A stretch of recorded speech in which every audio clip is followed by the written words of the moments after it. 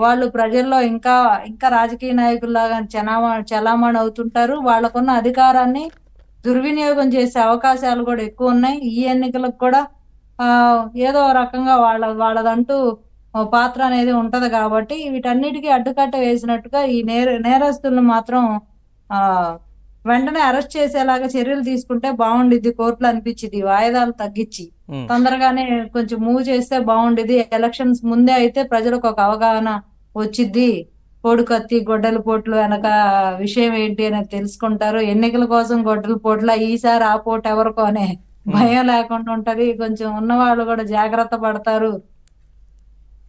అలాగే కొంచెం సిబిఐ నుంచి కూడా ఆ సిబిఐలో ఉన్న అధికారులు కూడా కొంతమంది అధికార పార్టీకి వత్తాసుగా మారిపోయారు. వాళ్ళలో కూడా నిస్సత్తువ వచ్చేసింది. వాళ్ళను కూడా డమ్మీలుగా చేసేశారు. జగన్మోహన్ రెడ్డి అనే ఒక అపవాదం అయితే వినిపిస్తుంది. అది నిజమెంతో అబద్ధమెంతో తెలియదు గాని ఒకవేళ అట్లాగా అలాంటి అధికారులు గనక సిబిఐలో ఉండడం వల్లే కేసు అనేది జాప్యం జరుగుతుంది అనేదైతే అది నిజమైతే అలాంటి అధికారులను వెంటనే సస్పెండ్ చేసి ఆళ్ళకి రీప్లేస్‌మెంట్‌గా కొంచెం త్వరగా త్వరితగతిన పనిచేసేలాగా మంచి ఆఫీసర్స్‌ని అపాయింట్ చేస్తే మంచిదని మా అభిప్రాయం.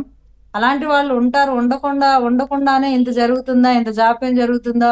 ఆంధ్ర రాష్ట్రంలోకొచ్చి అవినాష్ రెడ్డిని అరెస్ట్ చేయలేకపోవడం, హాస్పిటల్ చుట్టూ వందల మంది రౌడీలను మోహరించిన ఆ రౌడీలు ఆళ్ళని దాటుకొని హాస్పిటల్‌లోకి సీబీఐ ఎళ్ళలేకపోయింది అంటే ఏకంగా సీబీఐ ఆఫీసర్లకే థ్రెట్ ఇచ్చేలాగా ఫోన్ కాల్స్ ఎళ్ళాయి. అడుగు పెడితే మీ అంతు చూస్తామని. ఈ టైప్ ఆఫ్ బెదిరింపులు కూడా వచ్చాయి. అయినా కూడా సీబీఐ ఎందుకు మౌనం వహిస్తుంది? ఎందుకు యాక్షన్ తీసుకోలేదు అప్పుడు? అనే దానికి చాలా మందికి అనుమానాలున్నాయి. హ్మ్. తర్వాత కోర్టుకు రమ్మనడం, మళ్ళీ ఆయన బెయిల్ వచ్చేదాకా ఆయన కోర్టు అరెస్ట్‌కెళ్ళలేదు. హ్మ్. చాలా తెలివిగా. హ్మ్. సో, ఇదంతా అరెస్ట్ అర బెయిల్ రా బెయిల్ విషయం తేలనంత సేపు ఆయన హాస్పిటల్‌లోనే ఉన్నాడు. ఆ డ్రామా కంటిన్యూ అయింది. హ్మ్. ఎప్పుడైతే బెయిల్ కన్ఫర్మ్ అయిందో అప్పుడే విచారణకెళ్లారు. హ్మ్. సో, ఇదంతా వాంటెడ్‌లీ జరుగుతున్నప్పుడు ఆఫీసర్స్ కూడా వాళ్ళకి అవకాశం ఉండేలా కాకుండా ఇలా జరుగుతున్నప్పుడు వాళ్ళే బెదిరింపులు ఒక పోలీస్ డిపార్ట్‌మెంట్‌కే ఇంత సెంట్రల్ బ్యూరోకే అంత ధమకాయిస్తున్నప్పుడు హ్మ్. సైలెంట్‌గా ఎందుకున్నారు అనేది మాలాంటి వాళ్ళ ఒక సందేహం. హ్మ్. ఎందుకు వాళ్ళకి సపోర్ట్ చేశారు? అంత ధమకి ఇస్తున్నా ఎందుకు సపోర్ట్ చేశారు? అప్పుడే అరెస్ట్ చేసినట్టయితే ఎన్ని నిజాలు బయటకొచ్చాయో. ఆయన అరెస్ట్ అవ్వకుండా తప్పించుకుంటా ఉన్నారు. ఆయన లోపలికెళ్ళకుండా అరెస్ట్‌ని అంటే అధికారం ఉంటే అరెస్ట్‌నైనా ఆపేయొచ్చా? ఏదైనా చేసేయగలము. అధికారం ఉంటే చాలు మా చేతుల్లో ఉంటది అనే ఒక ఒక విధమైన సందేశాన్ని వాళ్ళు పంపించారేమో అనిపిస్తది. హ్మ్. మేమిప్పుడు హెడ్ ఆఫ్ ద కాన్స్టిట్యూషన్ మేము ఏది చేసినా మా చేతిలో ఉంది. అధికారం మా చేతిలో ఉంది. అధికారులు మా చేతుల్లో ఉన్నారు. యంత్రాంగం మా చేతిలో ఉంది. మేము రౌడీలు మోహరించినా, లేతే ఎన్ని డ్రామాలాడినా మా దాకొచ్చి అరెస్టులు చేసేంత సాహసం ఎవరు చేయలేరు. లా అండ్ ఆర్డర్ కూడా మా ముందు తల వంచాల్సిందే.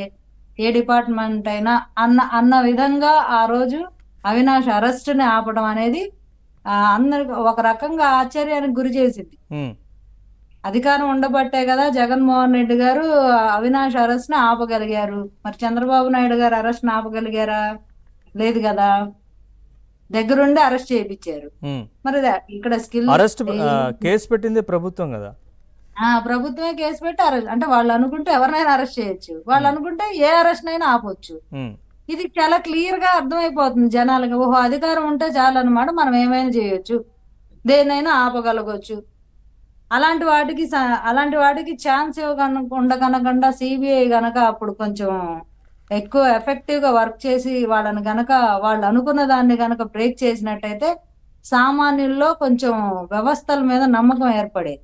రైట్. ఇప్పటికైనా నమ్మకం లేదని గాదు. వాళ్ళుండబట్టే ఈ నిజాలన్నీ బయటకొచ్చాయి. హ్మ్. ఇంకా కొంచెం ఒకళ్ళిద్దరు